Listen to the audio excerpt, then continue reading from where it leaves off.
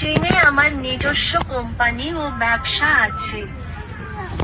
কোম্পানির নাম কি? ওর জন্য কি বাংলাদেশের ছেলে জুটছে না?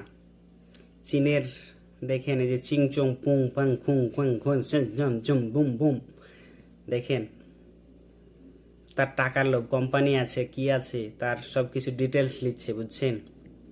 বলছে তোমার কি কি আছে, কত টাকা আছে, মানে ওকে তো বিয়ে করবে না, ওকে ওর টাকাকে বিয়ে করবে। তাহলে একটা জিনিস খেয়াল করছেন, আসলে হয়তো বলবেন যে মেয়ে বললে হয়তো বলবেন যে আপনার মা বোন নেই, এই কথাটাই বলবেন, কিন্তু দেখেন আসলে মেয়েরা টাকার লোভী। দেখেন বাংলাদেশে কি কোনো ছেলে নাই কেন? এই যে এই ধরনের ওর বয়স ভিত্তিক দেখেন,